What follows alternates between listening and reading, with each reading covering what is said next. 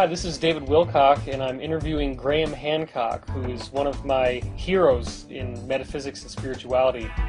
I originally heard about your work, I guess going back to a bookstore that I went into in 1995 or 96, and I found Fingerprints of the Gods.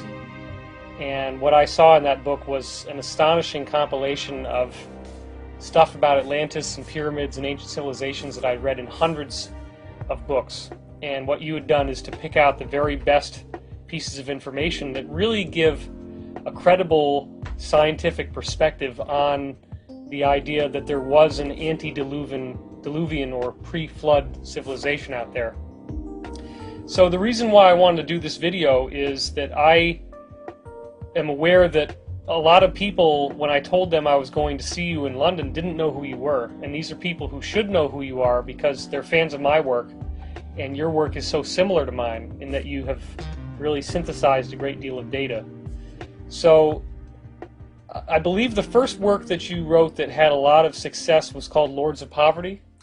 Yeah, I mean, well, first of all, thank you for the kind comments Absolutely. on my work, which I appreciate. I've always been on the outside, on the edge of things, not at the center of things. And it's true. Back in the 1980s, when I was still a journalist, I wrote a book called Lords of Poverty, and that was a critical study of foreign aid. At that time, foreign aid was considered to be a sacred thing, like motherhood, and one could not criticize it. But I, during my years as a correspondent, particularly in Africa, but many other parts of the world as well, I saw so many abuses and misuses of aid that I felt that it needed to be documented, and that's what that book was about. But that was a very far in content from my later work on historical mysteries, but similar in the sense that I was standing outside of the mainstream. Okay. And looking in, hopefully from an independent point of view. Now, when you say journalist, I mean, that could be a local paper or that could be anything. So what was your journalism? My last journalistic job was as East Africa correspondent for the Economist. So oh wow, yeah. So quite a major international news, economics, and business magazine, and, right. and very serious reportage. And that's where I really cut my teeth on the whole business of gathering, assembling, and presenting information in a manner that can make sense to people.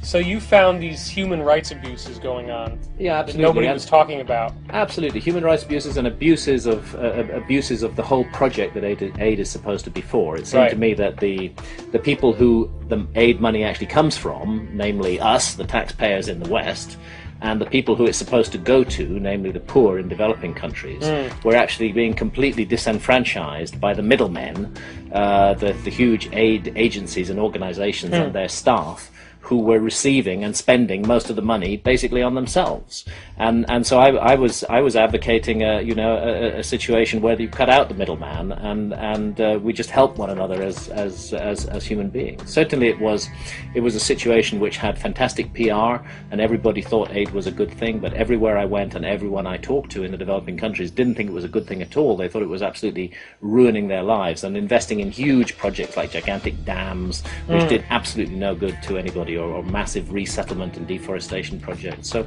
I just felt another point of view needed to be given.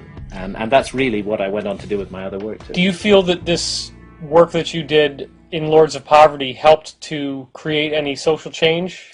I actually wouldn't go so far as to claim that. I think it helped to create awareness. But for the awareness to actually implement in change in the way that things are operated in the world, that would be beyond my powers. Right.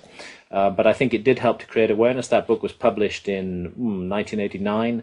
It's 20 years old now. It's still in print. It's still selling copies. Even though the numbers have changed, the basic analysis of what's wrong with foreign aid remains true. And what's happened is the world has moved on. And the realization is beginning to dawn that no country ever got rich through aid. The United States did not get rich because people gave the United States aid. Right. It got rich because of its own independent efforts, helped perhaps by its friends. And that's really, I think, the model that we need to go for in the future. So how would somebody with a background in The Economist, and you've written this book that is muckraking journalism at its finest, human rights abuses, raising awareness. Everybody knows that when you go into paranormal subjects, that you're basically kissing your credibility goodbye. Yeah. So what could possibly have motivated you to do that? Well, first of all, I never cared about that issue. My view always was, I'm going to tell my truth the way I see it. Good. And people can either take that or leave it. And I always applied that to the work that I did before I got into ancient mysteries. And I continue to apply it afterwards. I'm going to tell my truth in the best way I can, supported by the best and most solid evidence I can present. And if there's anything of value there, it will stand the test of time. And so that was the first point. The second point was the flow of my own life led me into the inquiry into ancient mysteries. As a correspondent based in Nairobi in Kenya during the early 80s, I frequently visited Ethiopia. It was on my beat. It was a place I went to very, very, very regularly. And during visits as a reporter to Ethiopia, I came across the extraordinary, seemingly extraordinary claim that the Ethiopians make to have possession of the lost Ark of the Covenant. The Ark itself, as in Indiana Jones' Raiders of the Lost Ark.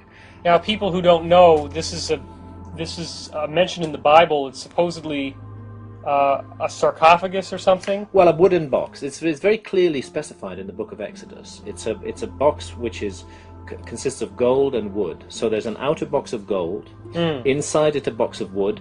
Inside that, another box of gold. I'll just mention in passing that gold is a superb radiation shield.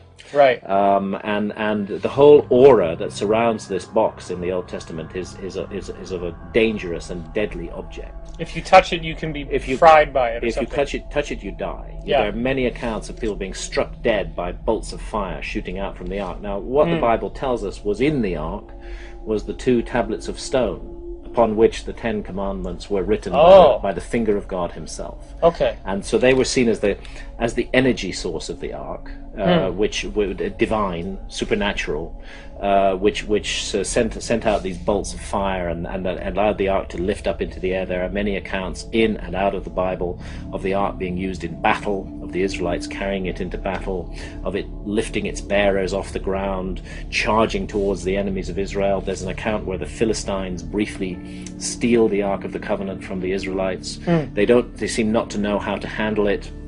They open its lid, and then within days they're all dying. Tens of thousands of them die. They file past it. They look at it like a tourist object, and tens of thousands of them die. And the Bible states that they died of cancerous tumors.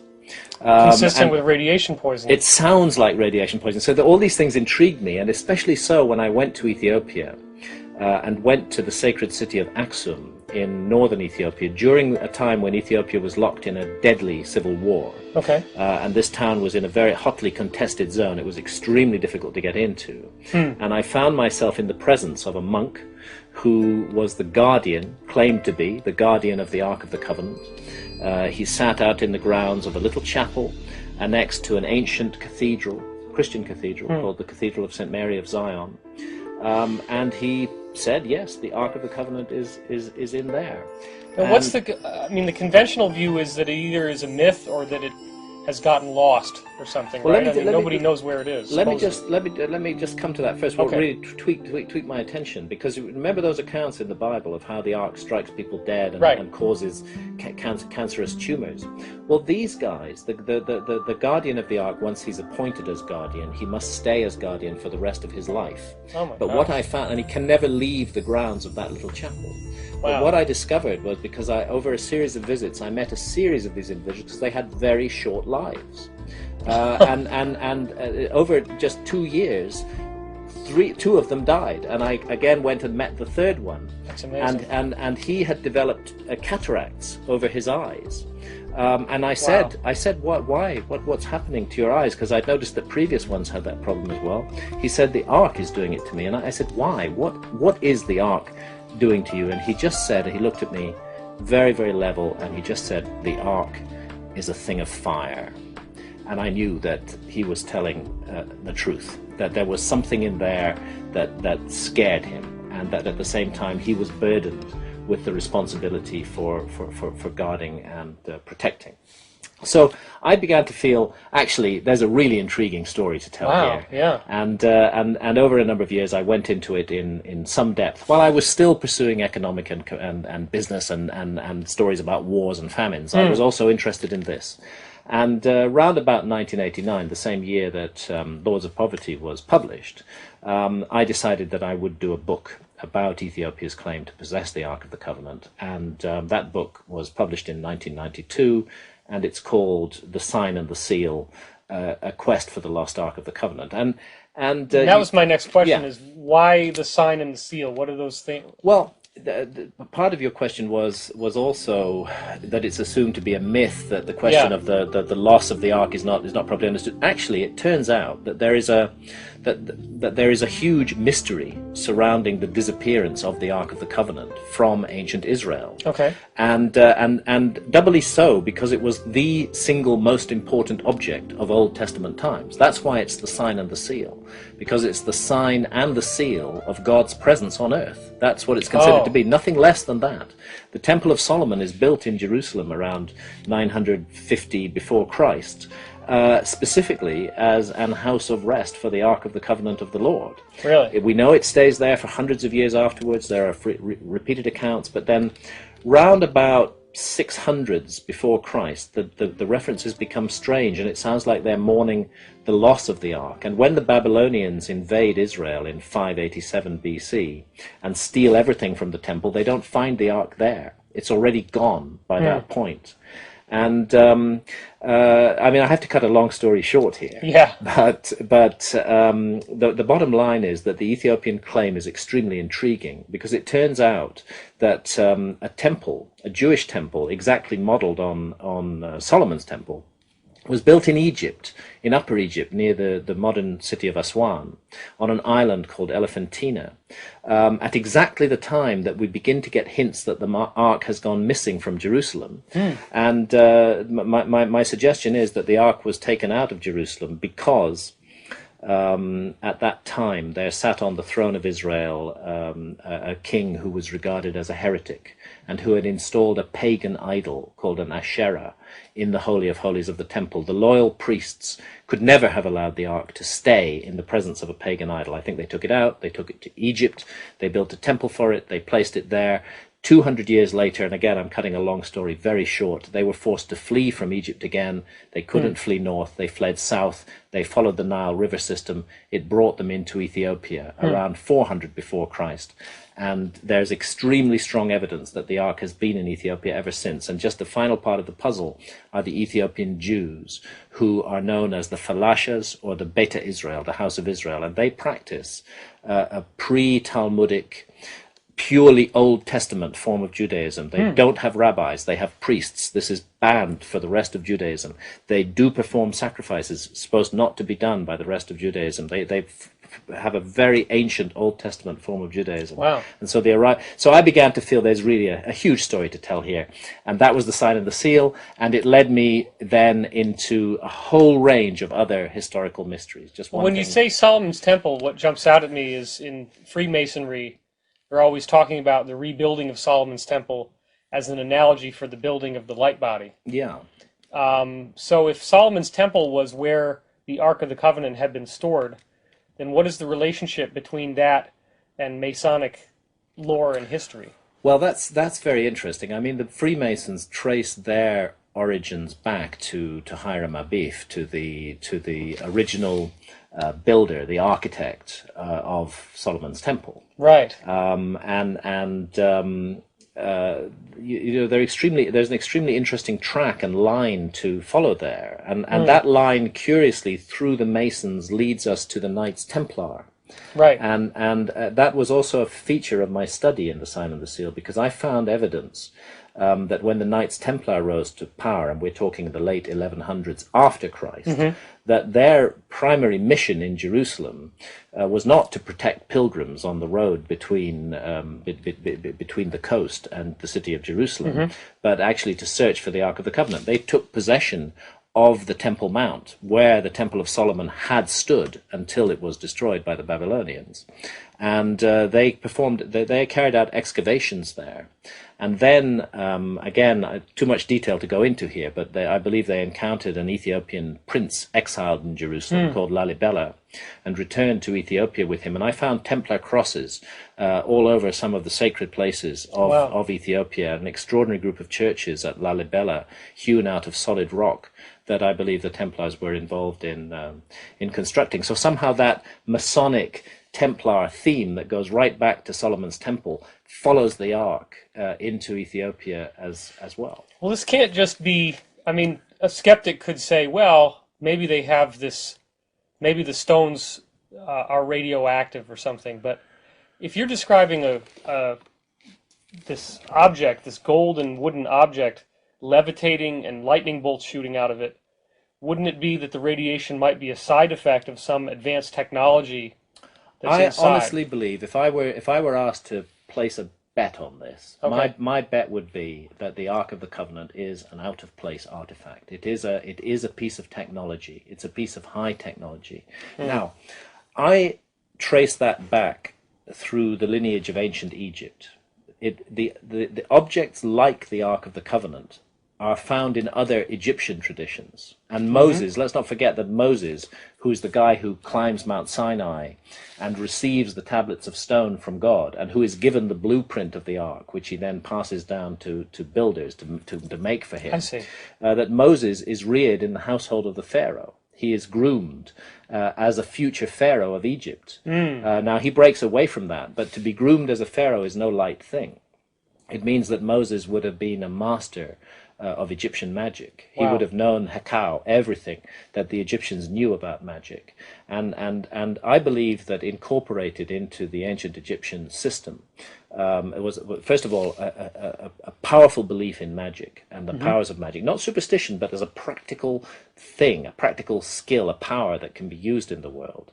And secondly, that this often manifested in the form of boxes, which were carried on poles, and which contained a powerful object, which radiated power. There are many, many examples of this that I go into in the book. And so I think the Ark is one of a category of objects that we can trace back in ancient Egypt. Now, the people who could build the pyramids, who could move gigantic blocks of stone weighing hundreds of tons as though they weighed no more than a feather, those ancient Egyptians clearly could do a lot of things that we can't do today. Yeah. And I think they had, where they got it from, I don't go there. I don't speculate.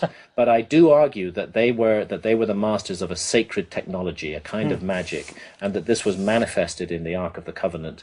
And the Ark of the Covenant was taken out of that system and carried off to Israel, but it continued to be a powerful object. I mean, it seems like if the Knight Templars are spending that much manpower and time and resources searching for this Ark, that they must have felt that if they had possession of it, that they would gain some really important capabilities by possessing it. Yes, I think they absolutely did feel that. So what might those capabilities be? Well, this is the power of God. Defense system? This is first and foremost within their system of ideas, and indeed within the system of ideas of the religion of Israel. This is the power of God. This is literally, you know, the sign and the seal of God's presence, as I say, right. and a manifestation of His power. So if you can direct and control divine power in some way, then you're the master of the universe. And I think that ultimately the Templars were seeking power, magical, divine power, through the Ark of the Covenant. I don't think they got it. I don't think it was ever brought back to Europe. I still think it's in Ethiopia. I think that the Ethiopian claim is stronger than any other. There are some loose traditions that the Ark is buried under the Temple Mount, that it's buried in a mountain in Jordan, but none of these are associated with a modern, ongoing, continuous tradition of veneration of the Ark of the Covenant. There's only one country in the world where the Ark is still venerated as a living object, and that is Ethiopia. And they've become masters of concealment. There are tunnels and systems underneath Aksum where the Ark can be carried away from any threat. The whole city is an armed camp, thousands of men with guns, and not to be taken lightly, because these are the men, the Tigrayans, who overthrew the dictatorship of Mengistu Haile Mariam. They're a powerful force, and the Ark is everything to them, and they protect it with their lives. But there are stories of escape routes, of tunnels, of places that the Ark can be taken out, and one very intriguing story from 1896, when the Italians invade Ethiopia. And the Italians were met by an Ethiopian force carrying the Ark of the Covenant. And the Italians were utterly defeated. It was the greatest ever defeat of a European by an African army in the whole history of the world. No kidding. And the Ethiopians also attribute that to the power of the Ark. So I think it's a very serious claim that they have. So it has like a remote influencing ability, like it made them unable to fight somehow? No, it strikes people dead. Oh, really? Okay, so if the people that run it can direct their minds to... Yes, there's a sacred lineage involved in running it, and you know, so these are the mysteries that I went into and explored. But now, Raiders of the Lost Ark. I mean, it's a silly movie on some level, but isn't that Nazis looking for this Ark of the Covenant? That's Nazis looking for the Ark of the Covenant, and there is a story that I've been told by a number of eyewitnesses in Ethiopia that the Nazis, when later on in history, not in the 1890s, but the Italians came back in the 1930s, and they occupied Ethiopia for about 4 or 5 years, just before the Second World War and at the beginning of the Second World War. And there are accounts of Nazis with Italian troops coming to Axum and of the Ark being taken out through the tunnel system and hidden in a mountain and then brought back in when they came back. So, and the other thing I'd say about Raiders of the Lost Ark is, actually it's a pretty good film. And in terms of the extraordinary supernatural power that it shows the Ark possessing, right, that is in every sense literally correct to how it's described in the Bible. Exactly like that. Wow. So you know, this object and the traditions surrounding it came to intrigue me, and I wrote a major book about it, and it, again, this was the course of my life being switched in a different direction. I'd been a journalist, I'd been interested in economics and politics and all of that stuff, and a series of accidents led me to the Ark. The investigation of the Ark, in turn, brought other synchronicities and occurrences in my path that led me in further directions. For example, because Moses and his Egyptian background and the Egyptian background to the Ark is so important, I had to go to Egypt for the first time, and suddenly I found myself confronted by the pyramids and by the extraordinary mysteries of Egypt, and how Egypt just appears almost overnight, out of nowhere, in the Old Kingdom, just capable of doing almost anything. They running water, sanitation, and incredible architecture. Which you know, the architecture like that, it cannot be developed overnight. It requires a long tradition of skill, and yet that tradition is hidden from history. So, as my friend John Anthony West puts it, it looks like ancient Egyptian civilization was a legacy of something else, and that's when I began to consider the whole possibility of a lost civilization, and that's what led me to Fingerprints of the Gods. Well, there's a fantastic amount of research in that book. I mean, and I can see you have books all over the house here. So, how did you? What would you say is the thesis of Fingerprints of the Gods? The thesis of Fingerprints of the Gods is that which was published in 1995, is that there has been at least one major forgotten episode in human history. A lost civilization. Cultures call it by different names. Most commonly it's referred to as Atlantis, but I don't think it was confined to the Atlantic Ocean. Sure. I think this was a global civilization, a worldwide civilization, and I narrow it down to the end of the last ice age, about 12,000 years ago. I narrow down the destruction of this civilization to that time, about 12,000 years ago, but I believe it pre-existed that for many thousands of years, and that it was caught up in the dramatic and still not well understood earth changes that took place at the end of the last ice age, and that led to the meltdown of the vast ice sheets that covered northern Europe and North America. Right, now you prominently feature the Orontius Phineas and the Piri Reis maps, correct, which show the subglacial topography of Antarctica under the ice. Exactly. Now, so your belief is that those maps were made when the ice wasn't there. They're actually original ancient maps. Exactly. That's why I have a section in Fingerprints of the Gods called The Mystery of the Maps, because it's one of the most puzzling pieces of evidence to come down to us from history is that certain maps that were copied in the Middle Ages from older maps, we have not got the source maps that those geographers in the 14 and 15 and 1600s Okay, that's what used. One of the things I was wondering. We don't have the source maps, but they themselves tell us. For example, Piri Reis, who was a Turkish admiral, on his famous map, of which only a fragment has survived. That shows it was drawn in 1513, and that fragment shows us the eastern seaboard of the United States and the large part of South America, right the way down to Antarctica and the western coast of Africa. Right. On that fragment, Piri Reis writes that he based this map, which was a world map. It's just we've lost the rest of it. He based this map on more than 100 source maps that he had found in various libraries and archives in his travels around the world. And none of those source maps have survived. And we are free to speculate that those source maps may have been extremely ancient because what he copied down onto that map unknowingly was an image of the world as it last looked more than 12,000 years ago, when there was still a mass of ice on the land, and when the southern tip of South America actually joined on to Antarctica. That is what the Piri Reis map shows. Same with the Orontius Phineas map. Same with a number of maps by Mercator.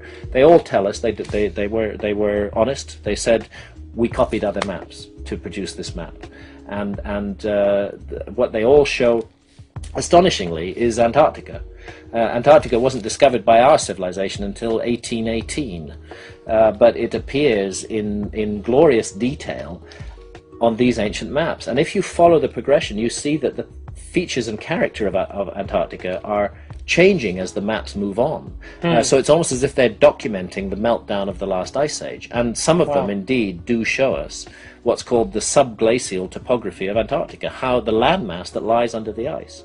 And this is really and that wasn't even known until 1959. Exactly, it wasn't known until we had very modern technology to run sonar surveys across the ice cap. So I think we have a huge anomaly in these ancient maps.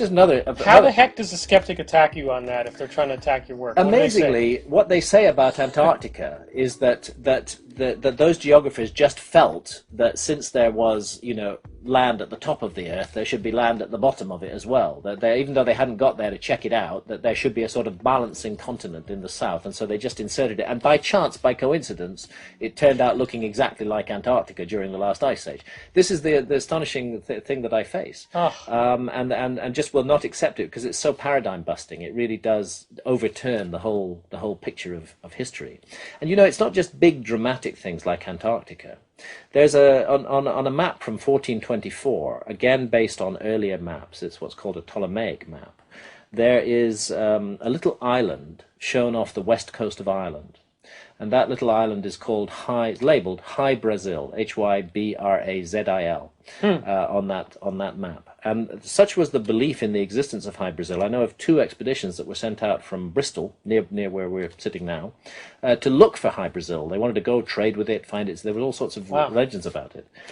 But they would have needed a time machine in order to find Hy-Brasil, because I, working with geologists who are specialists in the meltdown of the Ice Age, was able to establish that an island did stand in exactly that spot, with exactly the dimensions that are indicated on that map, but it was flooded by rising sea level at the end of the Ice Age more than 12,000 years ago. So that map is freezing a little detail from the world of 12,000 years ago. Has to have been somebody there to do that. Mapping the world, and especially with accurate latitudes and longitudes, which are found in these maps, is a pretty high-tech operation. Our culture couldn't do it until the late 18th century. That's when we really began. So you're looking at evidence of a level of technology that is at least equivalent to the beginning of the Industrial Revolution in our society, if not far beyond that. And this is a huge mystery. Now, these ancient cultures also seem to have mythological statements that had a lot of numbers in them. Yes. And the numbers were very curious to you. I think the numbers are extremely important. There's a body of myths from all around the world that include what turn out to be, expressed in the language of myth and the symbolism of myth. What they capture is extremely precise observations of a phenomenon called the precession of the equinoxes. Right. Which is, everybody's heard about the dawning of the age of Aquarius, and most people are aware that we're living towards the end of the age of Pisces right now. But what that actually means is that if you stand at any point on the Earth on the 21st of March, an hour before dawn, and look due east, you'll see a constellation sitting on the horizon. in the place where the sun will shortly rise. And that constellation for the last 2,000 or so years has been Pisces. But because of a wobble on the axis of the Earth, which unfolds very, very slowly and it's very hard to observe, we're gradually tracking backwards. The sun as a pointer against the zodiac is gradually tracking backwards through the zodiac. 1 degree every 72 years. 1 degree every 72 years. That's the key figure. And it's moving through Pisces and into Aquarius. And the time will come very soon when, as you stand at dawn looking due east on the 21st of March, the spring equinox, you'll see Aquarius on the horizon, not Pisces. Now, to observe this process is not easy. And it requires an accurate interest in astronomy, accurate astronomical observations, accurate solar observations, and for some reason, the numbers that relate to precession, as you rightly say, it unfolds at the rate of 1 degree every 72 years. There are 30 degrees to each house of the zodiac, so that means each age is 2,160 years. And since there are 12 houses of the zodiac, that gets you to 25,920 years for what's called the Great Year, when the entire cycle completes and comes back to the beginning again. It's astonishing that a whole sequence of numbers related to this particular issue, which really, again, is a relatively recent discovery of our civilization, are found in myths that go back to the dawn of time. And people should be aware that, of course, the cycle changes in 2012. So all this buzz around 2012, it's important to know that there's all these ancient cultures that have all the numbers whose equations resolve to this year 2012. It's very important to know that, and specifically because the year 2012, which I also go into at length in Fingerprints of the Gods, the year 2012 and its importance is signaled to us by the Mayan calendar. Right. Again, if you go in depth into the numerical system within the Mayan calendar, what do you find? You find the number 72 and multiples of the number 72 and divisors of the number 72 all over the Mayan calendar. So it's another precessional object. So it's like a double check. When I find these numbers locked into architecture or myth or really scientific artifacts like the Mayan calendar, then I know that I'm dealing with the same system. And it's very old. And it comes down to us out of the mists of prehistory. And I believe it is a worldwide legacy from a lost civilization. Now, I believe that as you partnered up with Robert Bauval, one of you guys' discoveries was that the 3 major pyramids of Giza line up with the stars of Orion's belt, and then Leo is the constellation that would be on the horizon during the time that alignment works? Yes, and again, right? I have to absolutely pay tribute to Robert Bauval here, because Robert Bauval is the originator of the extraordinarily important Orion correlation theory. He's the genius who saw that connection in the sky between the pattern of the 3 stars of the belt of Orion and the pattern of the pyramids, and who then didn't leave it at simply pattern similarities, but went in depth into ancient mythology, ancient Egyptian mythology, about the god Osiris, whose figure in the sky was seen to be the constellation of Orion, and absolutely proved that the pyramids are constructed on the pattern of Orion's belt. And indeed, we then went further. Robert and I, that was in his book, The Orion Mystery. And Robert, this is absolutely Robert's work. But we then went on together to write the book that's called Keeper of Genesis in the United Kingdom, and it's called The Message of the Sphinx in the United States, where indeed the plan is shown to be much wider, because the Sphinx comes into the picture as well. And the Sphinx is sitting there gazing due east, the same direction that I told you to look on the spring equinox for the constellation that defines the age.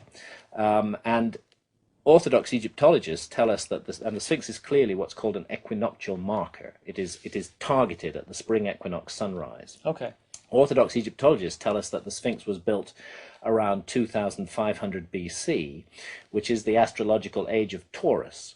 If they were trying to make an astrological connection with that age, they would have built it as a bull, not as a lion. You have to go back to 10,500 BC, 12,500 years ago, to find the time when it's the constellation of Leo that houses the sun on the spring equinox. And what we believe is that the Sphinx is a ground figure of the constellation of Leo, and taken in conjunction with the precise positioning of the pyramids in relation to the constellation of Orion, it looks like a star map from around 10,500 BC was brought down from heaven to earth and built on the ground at Giza to freeze, to immemorialize forever in gigantic architecture a date. And that date in our calendar is more than 12,000 years ago. Right, now for people who aren't familiar with this, I think we should point out that it's not just the three pyramids of Giza that correspond to the Belt of Orion. It's also the Milky Way galaxy corresponding to the Nile River. Yes. And there are other pyramids which correspond to the other constellations in Orion. Indeed. And so you cannot have this alignment except 11,000 years ago. Yeah, that's where everything lines up straight. A bit more than 12,000 years ago. Really between 12,500 and 13,500 years ago. That's roughly where it sits. Now it's very important, and again, I need to emphasize that the primary work here is the work of Robert Bauval. Sure. Not Graham Hancock. Sure.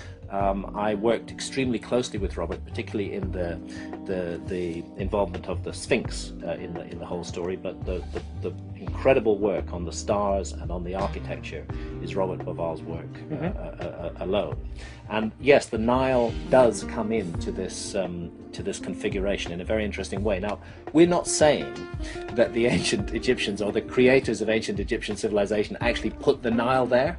Right. We're saying that they chose that site because the Nile was there, and it was there in a position that precisely mirrors the position of the Milky Way in the sky, and that Orion's belt lies to the side of the Milky Way, that the pyramids were built in precisely the position that Orion occupies in relation to the Nile, and in relation to the Milky Way, and that the constellation of Leo on the other side is reflected by the Sphinx. So the site was chosen first of all because it had it already had in place certain geographical features that would help to complete this map. Right. And I just want to add that actually the Hoover Dam in the United States, built I think in the 1930s. Okay. They did a rather similar thing. They created a star map there in the monumental architecture. Really? Yeah. Which freezes the positions of the stars in the sky above the Hoover Dam at the time when the dam was completed. No kidding. And the reason they did that, when they were asked about it, they said, well, look, suppose in 10,000 years' time our civilization is lost and some future archaeologists find this dam and they want to figure out when it was built. They're not going to be able to read our inscriptions because the language will have been lost. But if they're competent astronomers, they'll be able to work out from the star map when it was actually built. And so that's the suggestion in what's going on at Giza. It's more complicated than that. We're not saying that everything at Giza was built 12,500 years Certainly. ago. We're saying that the initial conception dates to that time, and that certain elements of the Giza plan were definitely created at that time. Definitely the Sphinx.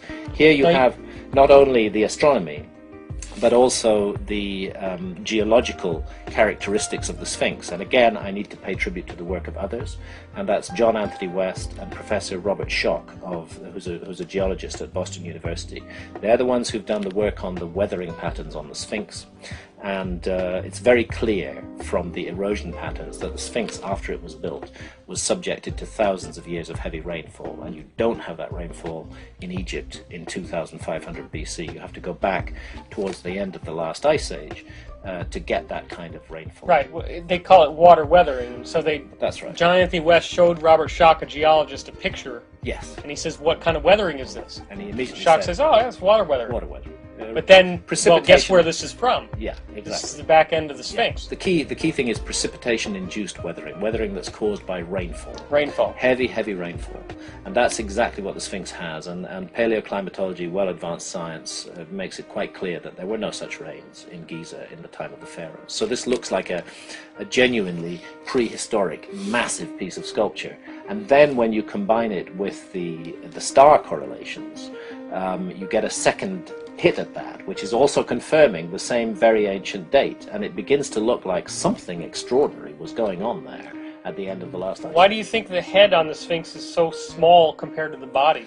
Again, John and Robert Schoch have gone into this in depth, and their view, which I totally endorse, is that the Sphinx was originally a lion-headed monument, right, as well as a lion. Totally a monument to Leo. It was totally a monument to Leo, and in the time of the pharaohs, around 2500 BC, one of those pharaohs, perhaps Khafre, who is associated with the Sphinx in some way, perhaps what he did was he recarved the Sphinx and recarved its head into a human head, if not his likeness, the likeness of some other pharaoh. Right. And in doing that, they lost a lot of the mass of the head.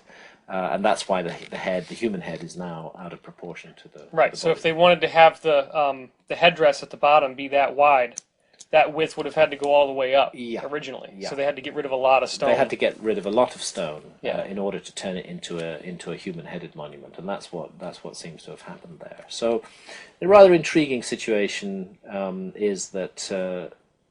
The trench that surrounds the Sphinx, the core body of the Sphinx, was created by hollowing out a huge trench in the bedrock around it. Oh.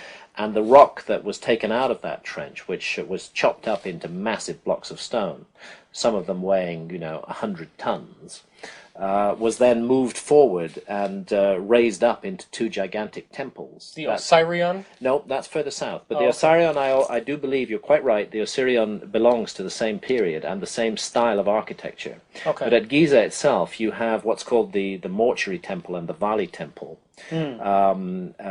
next door to the Sphinx. And these temples were built out of the bedrock that was removed to create the core body of the Sphinx. And how big stones are we talking here? We're talking 100-ton blocks, which is, well, let's say that's the weight of 50 large family cars in the case of each block. But the point is that if we are clear that the Sphinx is a prehistoric monument, that it dates perhaps to 12,000 years or more, then we're also saying that those temples with their 100-ton blocks date to the same period. And this then raises again the question of a lost technology, because the world 12,000 years ago was supposed to be inhabited only by relatively primitive hunter-gatherers, and for them to have created a temple on this scale with this massive blocks of stone is quite impossible according to conventional archaeological theory. So there's something very mysterious. What about these little the diorite vases?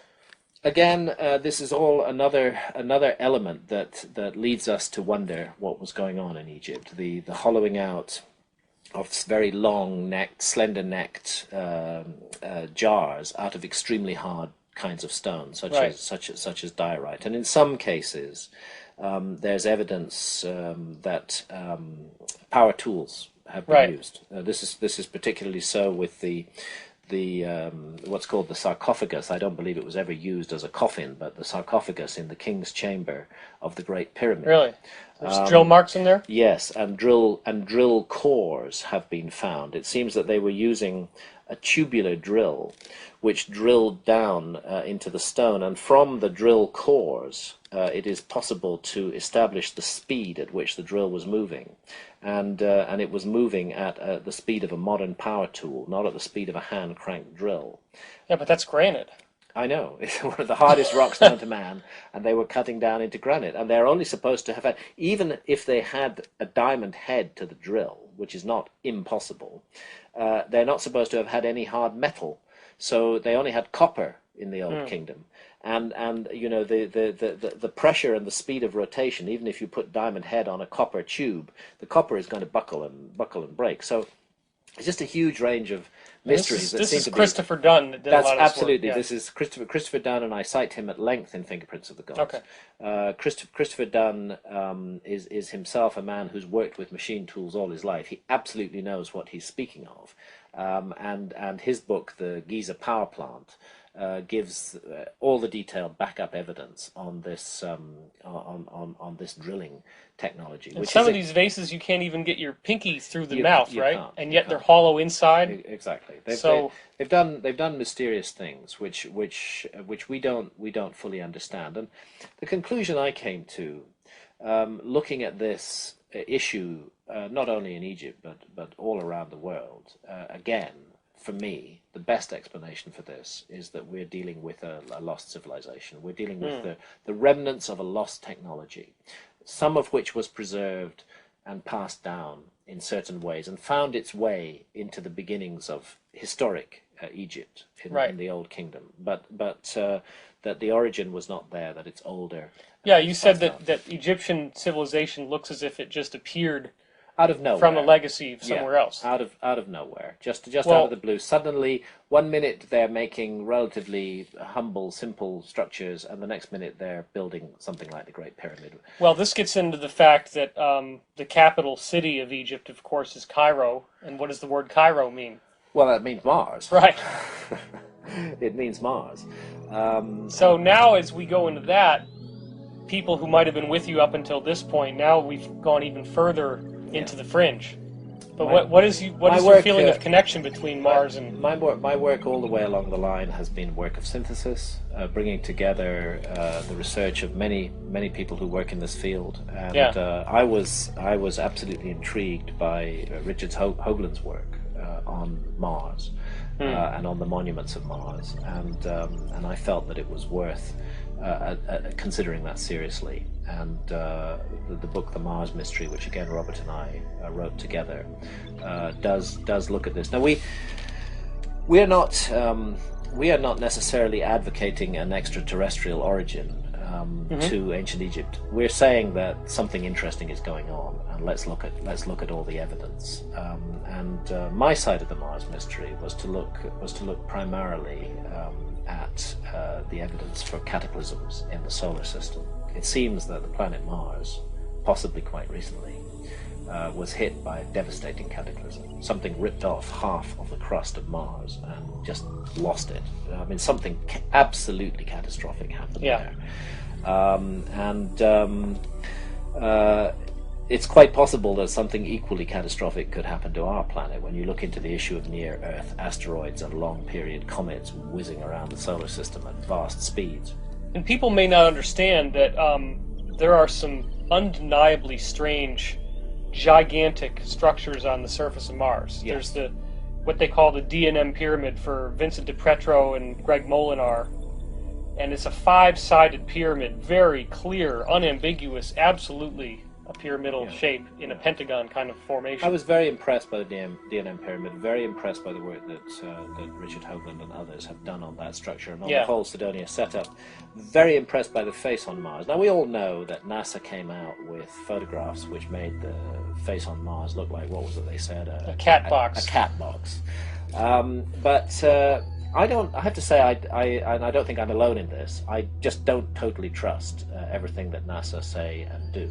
Well, there's lots of pictures where you see a really nice plateau and it's just shaped all the way around, and then the face is sitting on top of it and it's got 2 eyes, a nose, a mouth. Exactly. It's all symmetrical. Exactly. I think we were the subject of a disinformation campaign at that point. For some reason, the powers that be seem to want us not to think that there may be artifacts, the work of intelligent beings.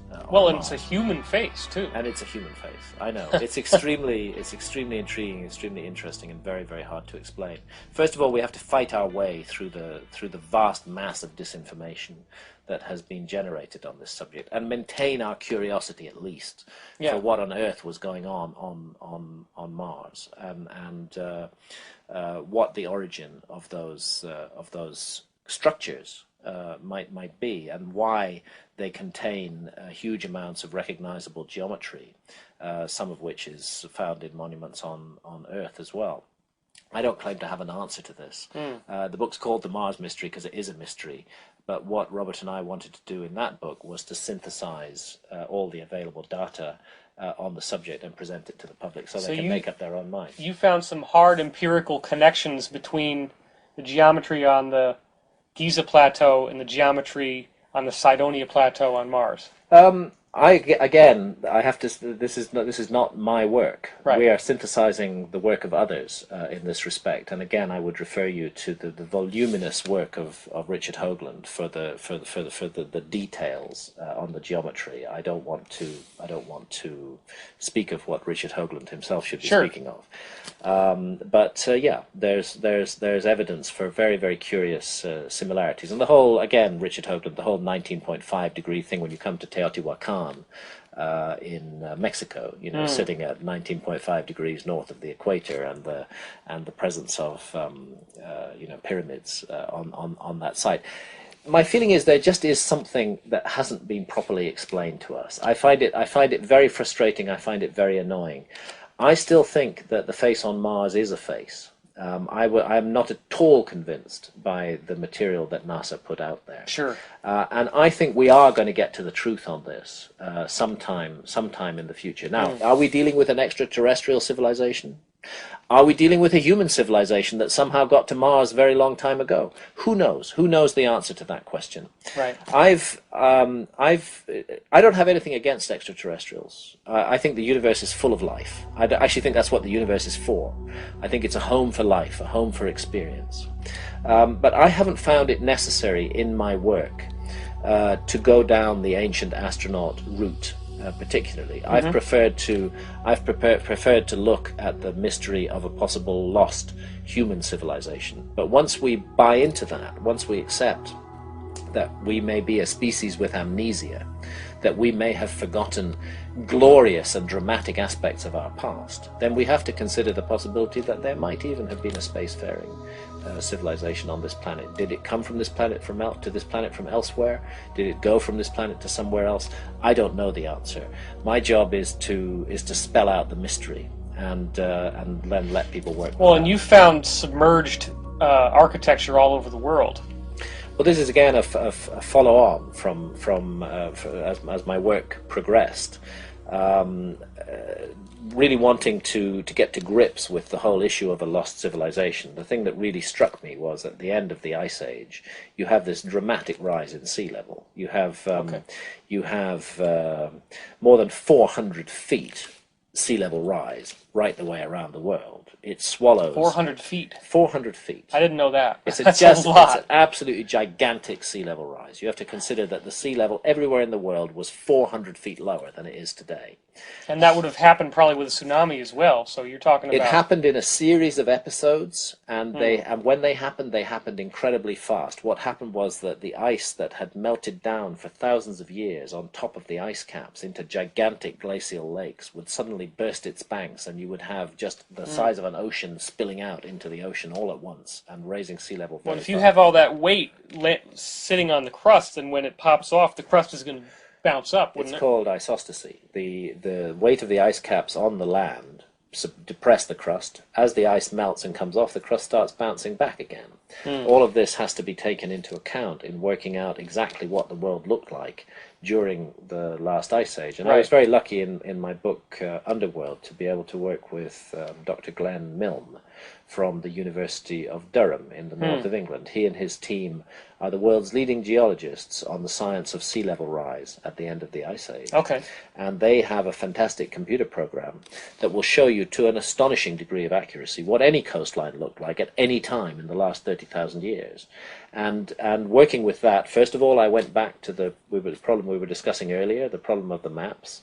And I found many more maps which accurately depict the world as it looked during the last Ice Age. And secondly, my wife, Santha, who's a photographer, and I learnt to scuba dive back in 1996 or 1997. And we then did 5 years of intensive diving all around the world. We lost count of the number of dives. Wow. In the mysterious underwater monuments of Japan, the area called Yonaguni alone, we know that we put in more than 200 dives on that site. And probably we're looking at 1,000+ dives all the way around the world. Well, and I've seen some of the photographs of Yonaguni. I mean, it must be incredible to be down there, because those stones are definitely not They're definitely a natural not formation. A natural formation. I have Very no well doubt sculpted, about that. right angles, sharp edges. Exactly. And isn't there like a tribal face carved into one of the stones? There's a place called they call it the face, and they also call it the stone stage, because there's a flat stage-like area in front of it, and then a huge rock-hewn face above that, a human face looking exactly due south. It's the combination of about 5 different major monuments within the space of approximately 500 yards off the south coast of Yonaguni that absolutely convinces me that we are dealing with man-made structures hewn out of solid rock. Right, so these are massive stones. They're massive stones. They're megalithic structures. And, the problem is that many people who criticize them either can't dive very well themselves or have never dived there. You have to be a skilled, competent diver. How far down is it? You're looking at 110 feet at the bottom of the monument, so you're 110 feet below the surface of the sea. So you're saying that couldn't have been above sea level any time recently? The last time that was above sea level was more than 12,000 years ago. And this, again, puts us back into a period when Orthodox history says there was no such thing as a civilization anywhere on Earth. So is this what some people call Lemuria, you think? Or? Well, I'm not a big fan of the concept of Lemuria or of Mu. Simply because Lemuria is a sort of relatively modern scientific idea that generated from the presence of lemurs on both sides of the Indian Ocean. But you read James Churchward, and you saw he has all these symbols that show up all over the place. Yeah, he's talking about Mu. Right. But again, he bases himself on Le Plongeon, and Le Plongeon mistranslates a Mayan stela to find the name Mu. I'm not convinced at all. I'm not convinced that there ever was a civilization called Mu. I am convinced that there was a lost civilization in the Pacific. Right. As a matter of fact, the Pacific, and Churchward is absolutely right there. I think calling it Mu is a jump too far for me. Okay. But let's say a lost civilization by any other name. The Pacific was one of the areas that was most severely hit by the rise of sea levels at the end of the Ice Age. There's a whole area there which geologists call the Sunda Shelf. It's almost a continent-sized area off Southeast Asia and stretching out to the Philippines, which was all above sea level until about 13,000 years ago, and went under in a gigantic cataclysm. And again, if you look around that whole area, the Pacific, the Indian Ocean, you find incredible myths of a lost civilization, of a former golden age, and of course we've discussed this before, but not in this discussion, but at other times. For example, the flying machines that are mentioned in ancient Indian texts, Vimana. The Vimanas. It just my feeling is, of course, we have a mass of Orthodox history. We have serious and dedicated scholars who are telling us it's not like that. But my feeling is there's enough evidence now out there in the world, at least to raise our curiosity. We should not write off this question. It's very important to understanding who we are. If a great civilization was destroyed in antiquity by unknown earth changes, we have to consider the possibility that that could happen to us too. We shouldn't be so arrogant and imagine that we are the apex and the pinnacle of human achievement. We may just be another blip in a very long story. The whole story of human history may be cyclical, not linear. So clearly these Hindu scriptures that we've looked at, they're describing these Vimana, but they are very strange descriptions. They're talking about things that can fly through mountains, things that have weaponry, that they make a humming noise as they go through the air. There are even accounts of what look like nuclear weapons. That's the best way we can construe them from what is the elephants screaming and burning. The Brahmastra weapon, the fire of the sun. I mean, really, they're extraordinary accounts, and it's hard to believe that those writers of ancient scripture just made it all up. It's like they're reporting again a technological episode on the Earth in remote prehistory. And I think it's high time that we listened to that and paid more attention to it. Well, no, I don't know. I've never asked you this, so this is a live question. But Ram Setu, this legend in Hindu times of a land bridge that was built by the gods. of these stones that seem to have strange properties because they float in the water. Did you ever look into that one? Well, if you're speaking of the land bridge between Sri Lanka, Sri Lanka and southern India, not only have I looked into that, but I've dived in that area. Oh wow! Okay. And there are indeed massive structures underwater going down. We have again dived there to depths below 100 feet below sea level, and we found, for example, off Pumpahar, which is exactly in that area between India and Sri Lanka, a gigantic U-shaped structure, definitely man-made, and definitely been underwater for more than 12,000 years. You think it was like to keep the sea out from something? Well, the interesting thing is that the notion that is contained in the ancient texts of Sri Lanka being connected to mainland India is actually true. The geology makes it absolutely clear that Sri Lanka was connected to mainland India until the meltdown of the Ice Age and until sea levels rose. So again, the very fact that that idea is spoken of in ancient scriptures means they are passing down to us a piece of knowledge that they absolutely should not have had if Orthodox history is correct. And again, that is very convincing. And there are intriguing remnants all over southern India. And stretching down into the ocean beyond southern India. You know, in southern India they had a tradition called the Sangam tradition, where they speak of something that's almost exactly like Atlantis. Really? An advanced civilization with extraordinary building capabilities that existed in a place where the ocean now is. South of India, where they had great academies and universities and centers of learning, which was destroyed in cataclysmic floods.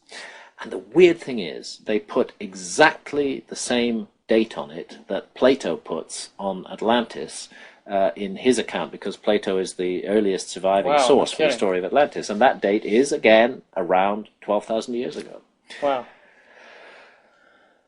All right, so why are we... I mean, people are just going to laugh at you and say, if there were submerged man-made structures around India, then why haven't I heard anything about it?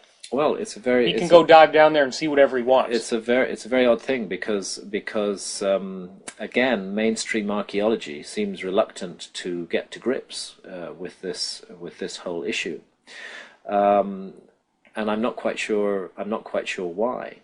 There's been very little follow-up on the diving investigations that we did. As a matter of fact, in 2002, with a team that we brought out from India and working that we brought out from England, but working also with Indian archaeologists in India, we went diving off the city that's called Mahabalipuram in South India. We went there because fishermen had told Santa and I that they were catching their nets on structures underwater. Oh my gosh! And that when they free dive. They don't have scuba equipment. When they dive down to free their nets, they found buildings down there.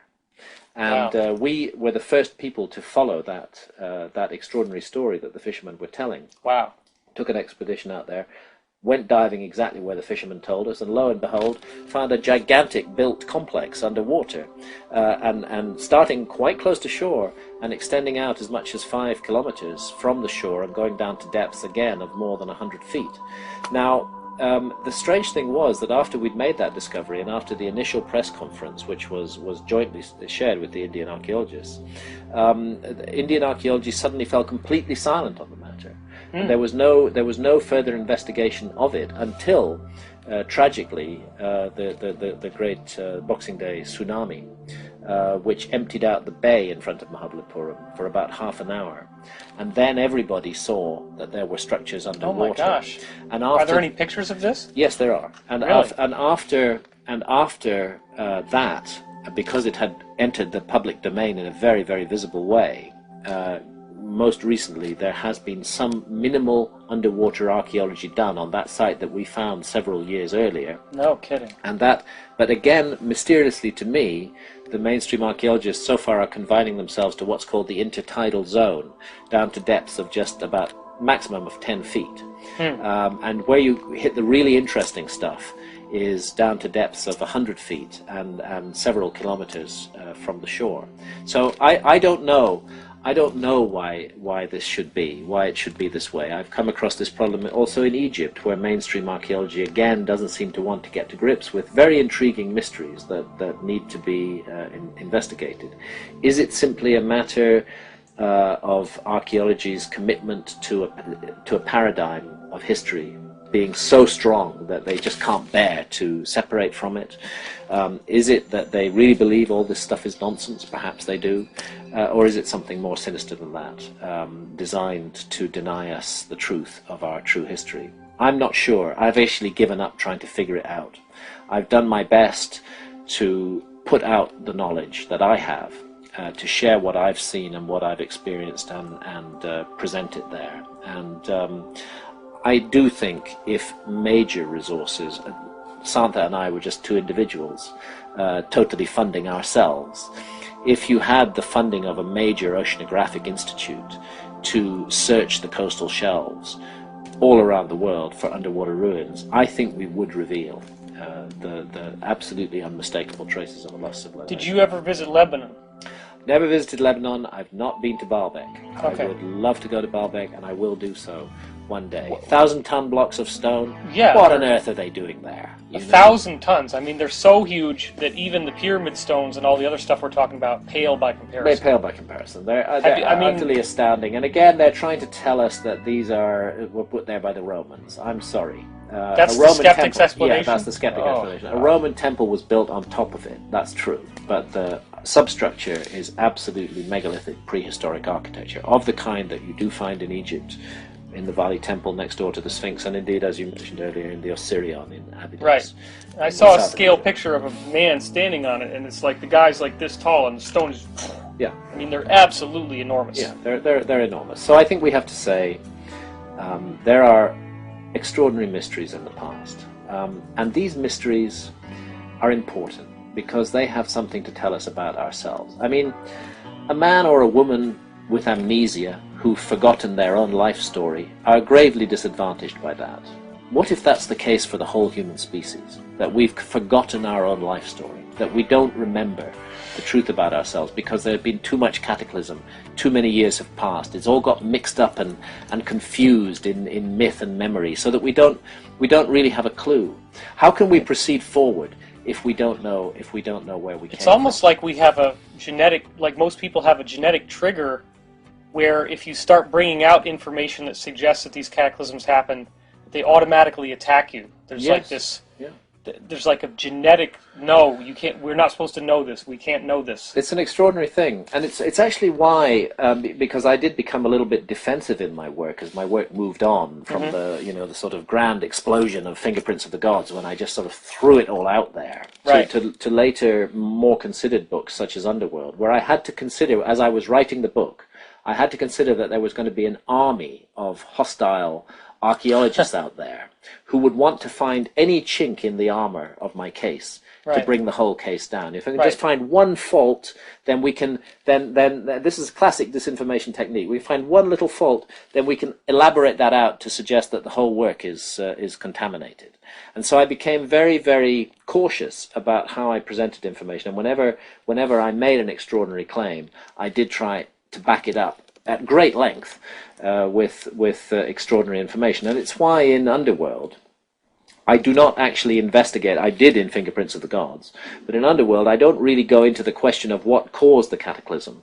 I can find myself purely to the facts, which nobody can dispute, that the end of the last ice age was a mysterious and cataclysmic episode, when extraordinary earth changes did take place, when sea level rose by 400 feet, when more than 10 million square miles of the best land on earth was flooded by those rising seas. That's roughly the equivalent of Europe and China added together in terms of size. That's what's missing from our story. Right, and most people like to settle by the ocean so they can have a good view. It was the best land on earth during the last ice age. Little example, the Persian Gulf.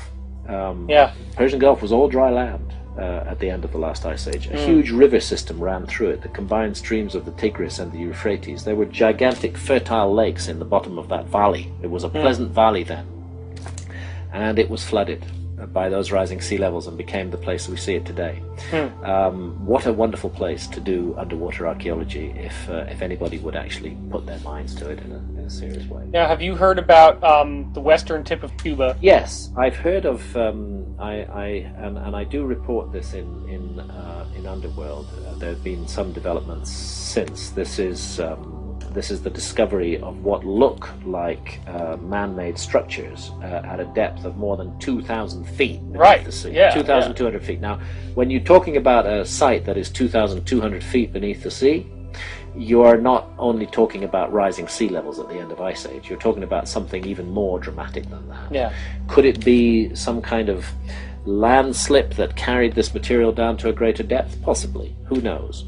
Some people, but it may be disinformation, have suggested that what's been found there is a remnant of the Cuban Missile Crisis, stuff that was dumped off Russian ships. No, that's the kind of story you hear all the time.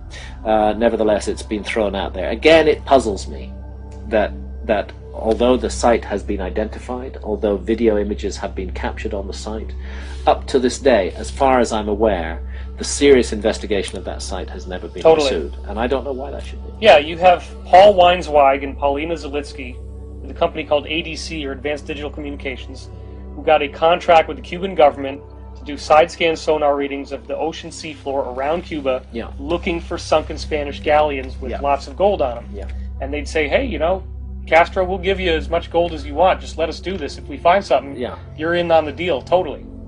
So then what they find when they do these sonar readings is stuff that very much looks like buildings. Yeah. Paulina Zalitsky was able to send submersibles down there. Yeah. There is video of it. I've spoken to Linda Moulton Howe. She used to have it on her website. Right. Then what do? They signed a contract with National Geographic, summer 2003. I'm sure you remember this. Yes, I do. It was supposed to be worldwide. It was supposed to be this big thing. I was expecting to see the really good footage that would follow from National Geographic being involved. Instead, the whole thing has fallen mysteriously silent.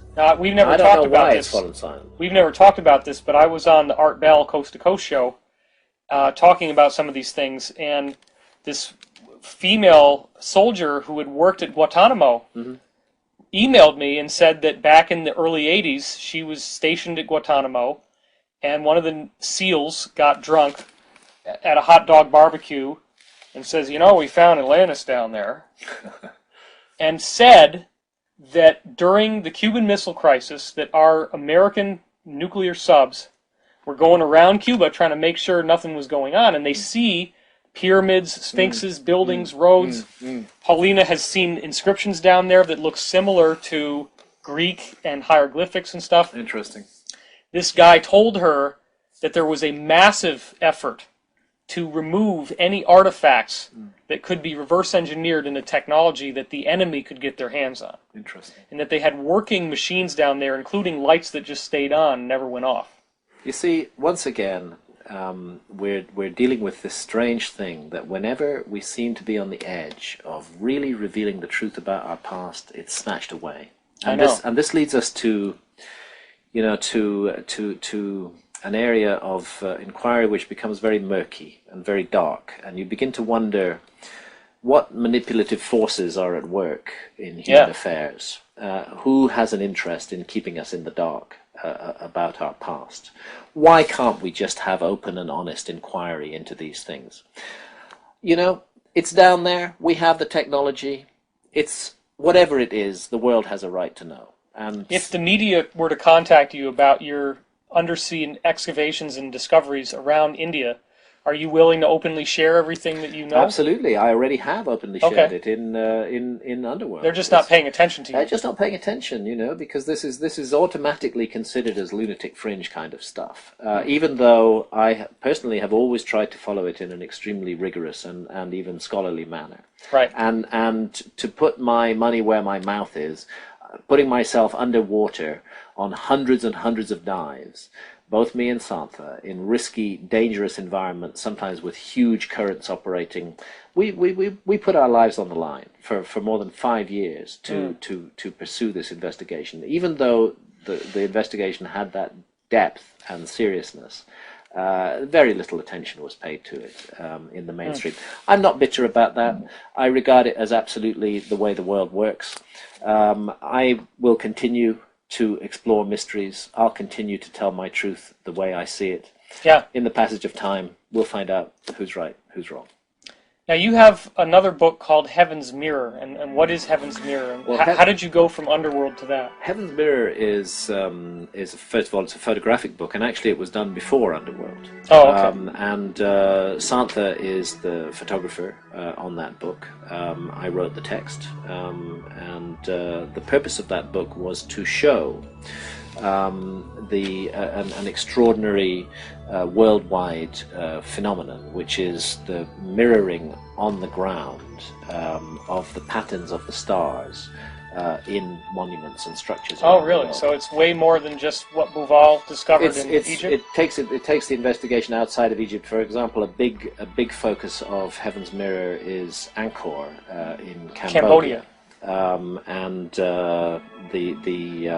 Again, the details are in Heaven's Mirror, but we're looking at a representation of the constellation of Draco on the ground in Angkor, where again it is depicting that constellation in its positioning in around 12,500 years ago, not today. And then same thing. And again, I make the point in Heaven's Mirror, which I don't believe anybody had noticed before, which is that Angkor is precisely 72 degrees of longitude east of Giza, and that brings us back to incredible. Those precessional numbers, and it begins to look like a system that was imposed on the world, some kind of grid using precessional numbers and creating node points which later on became developed as sacred sites. So I'm suggesting that both Angkor and Giza have been sacred to some purpose for more than 12,000 years. And it doesn't matter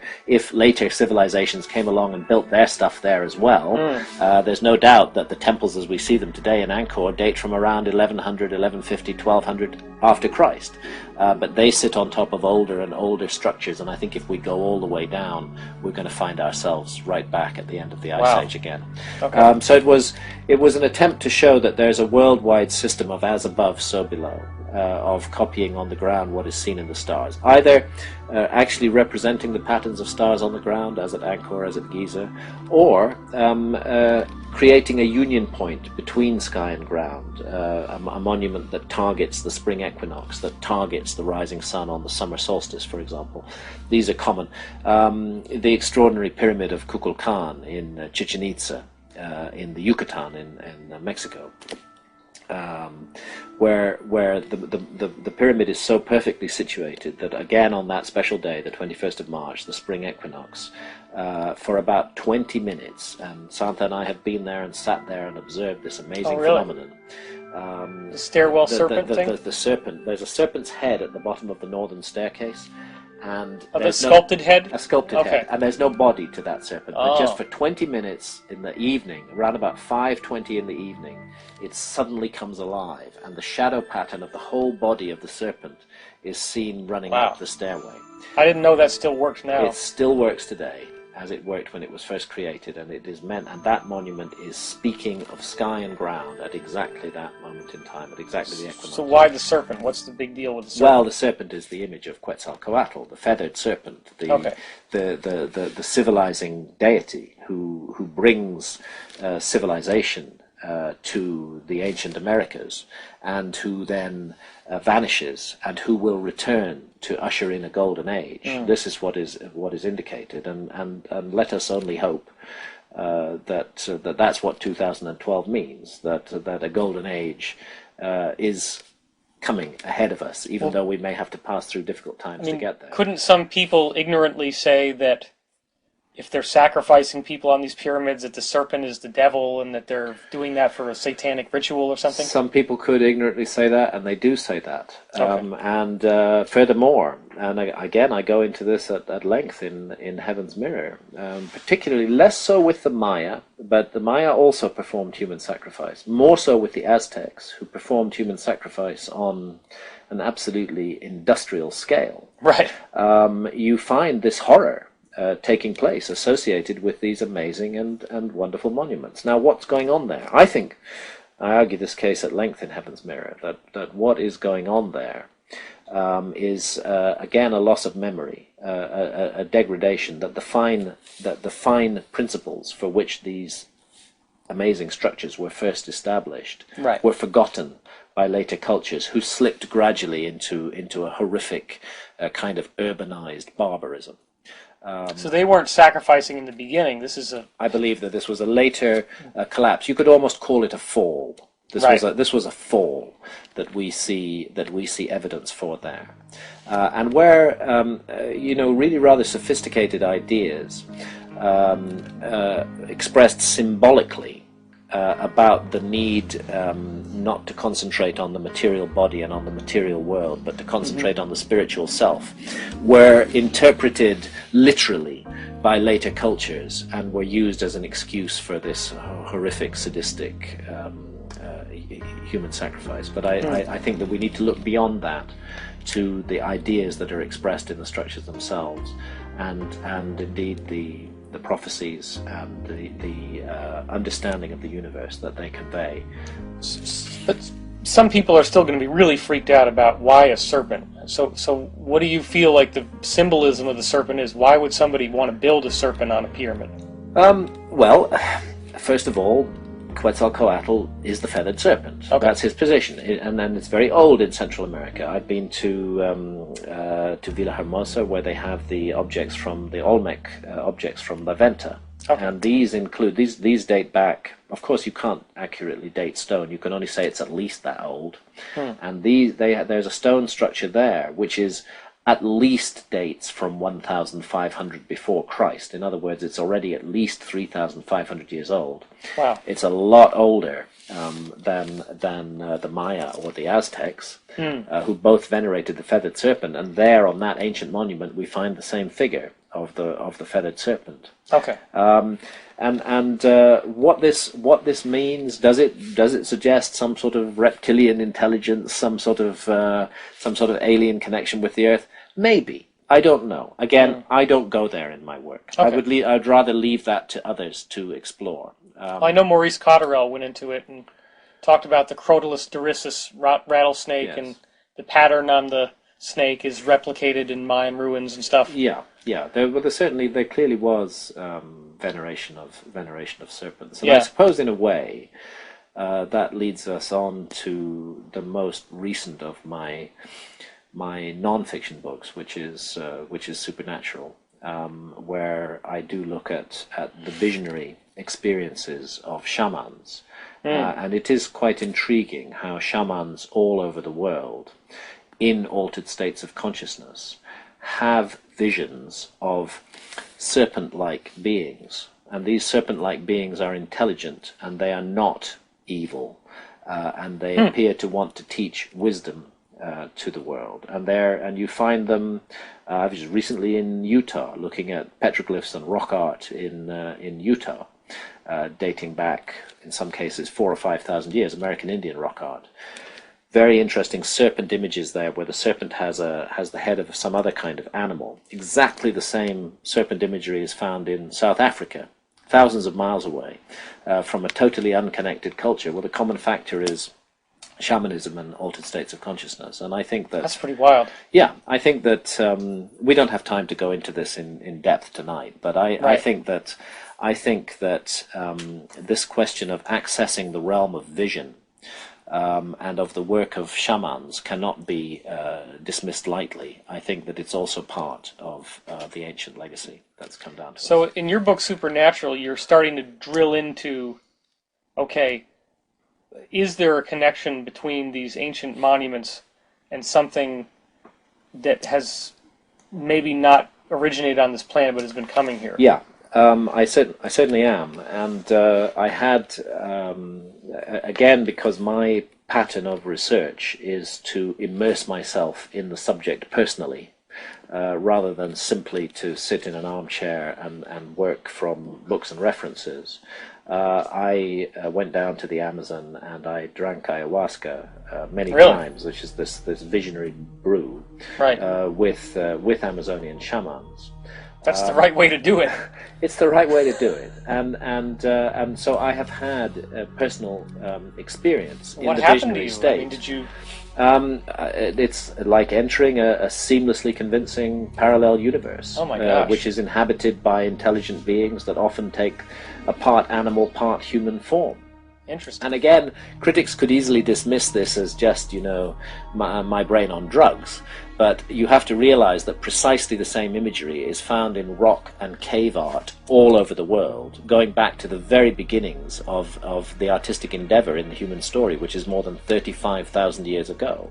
Okay. And the suggestion that I come to, and I only make this as a suggestion, is that what's happening with these curious molecules that are found in visionary plants is that they alter the receiver wavelength of the brain. That normally, and I must cite here Rick Strassman's fantastic work with spirit molecule, DMT, the spirit molecule, at the University of New Mexico, where Rick was, after a very difficult endeavor, was given permission by the federal government to conduct research with human volunteers and dimethyltryptamine, DMT. DMT is the active molecule in the ayahuasca brew from South America. His volunteers all began to report back visits to what appeared to be the same parallel realms, and meeting these serpent beings, and being given love and teachings by these beings. Now I know that there are factions who would say, that's the devil at work, but anybody who has encountered the ayahuasca spirit, as the Amazonians have, and as I have in drinking ayahuasca, will tell you with absolute confidence that we're dealing with a being of pure love, whose business is the planet, and who finds time to work with individual human beings to help us to improve ourselves, improve our behavior, improve our relationships to others. Ayahuasca is a tough journey, which confronts you with the truth about yourself and gives you the opportunity to make changes. Well, anybody who's into Zen Buddhism or Taoism or Asian culture, the dragon always symbolizes wisdom, and it's a flying dragon. Exactly. And so you're saying that's the same kind of thing happening? I'm saying it's exactly the same kind of thing happening. So then who are these guys? And there are definitely connections also with the whole issue of ET abductions, because we do, again, that Rick Strassman's work absolutely documents this, that many of his volunteers on a hospital bed in New Mexico, definitely not physically abducted. Their consciousness was being abducted, and they were being. Some of them were taken up onto what they saw as UFOs or spaceships. Really? And procedures were performed on them. Objects were inserted under their skin, crystals put into their brain. This was the experience they had, and that they reported. And that experience were they terrified or? Yes, sometimes terrified. And sometimes these looked like your typical ETs, the Greys? Yeah, there were those appeared as well as the serpent beings, and so somebody ought to think twice if they're going to drink ayahuasca. Well, it raises the question of what phenomenon we're actually dealing with here, right? And it is a phenomenon undoubtedly that has physical aspects, but also psychic aspects, and I think that my own view. Is that we are dealing with some kind of interdimensional contact. The reason I brought up Rick Strassman's work is that the analogy he makes is that our brains are most of the time tuned into what he calls channel normal, everyday world. We're physical beings, whatever else we are, and we need to live on this planet. We don't want to walk under a bus or fall out of a window. We want to understand and deal with the laws of physics as they operate on this planet. And in order to do that, our attention is pretty finely tuned into the frequency of this planet, of physical life on this planet. However, what the visionary plants do, and what certain other altered states of consciousness that can be induced by rhythmic dancing, by certain kinds of music, even by meditation do, is allow us to retune the receiver wavelength of the brain, disconnect from this physical reality, and suddenly the much wider reality, which surrounds us all the time, but which is not normally accessible to our senses, is admitted in. Right. And therefore the suggestion is that these visions that shamans and modern volunteers in the University of New Mexico research share, they share the same imagery because they're literally going to the same place, and that we therefore may be dealing with parallel universes, with other dimensions. So in Supernatural, you are providing hardcore proof that this is a real domain, that this is an actual location in some energetic sense. Yes, that's absolutely that multiple people are going to in cultures all over the world, and they're painting the stuff on the... When they return from the visionary journey and return to the normal state of consciousness, they recollect what they saw and they paint it and they draw it, and it's stunning.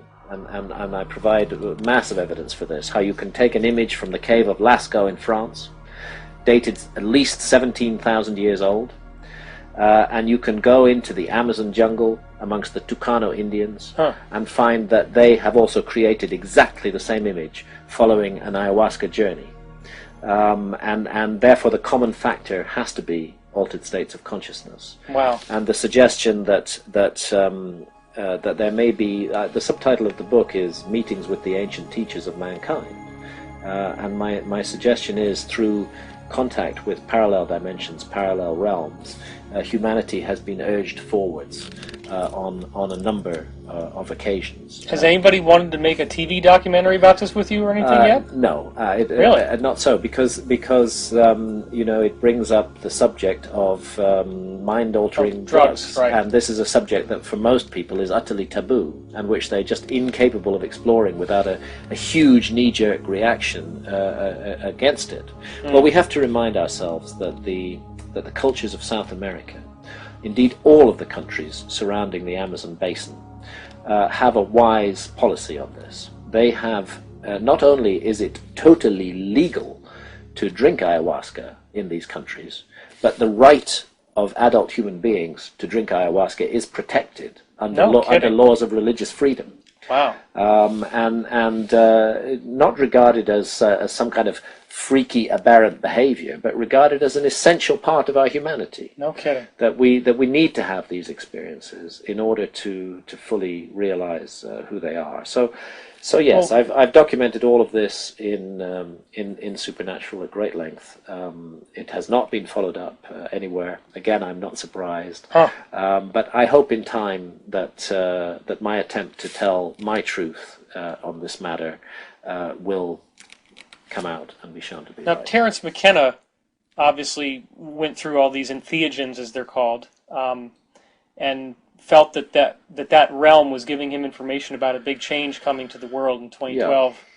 So have you explored the connection between this unseen realm that people are accessing via DMT and the idea that these energies or these intelligences are somehow directing us to the idea that there's going to be a golden age? I have, and I do that in Supernatural. Okay. And to cut a long story very short there, I would just cite the words of shamans who I've discussed this matter with in the Amazon.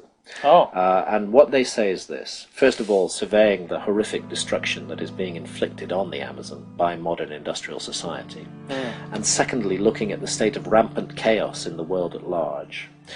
Those shamans feel that it is a matter of paramount importance that the visionary realm that ayahuasca opens up should be made available to Westerners. And there are huge efforts now to bring ayahuasca out of the Amazon and to bring it into the Western world. And interestingly, the United States is actually leading the way here, because the Supreme Court in the United States recently passed a ruling that members of the Unidade Vegetal, which is one of the Brazilian urban so-called churches, a syncretic group that use ayahuasca as their sacrament, that their members in the United States may drink ayahuasca legally, that the US government will not interfere with this.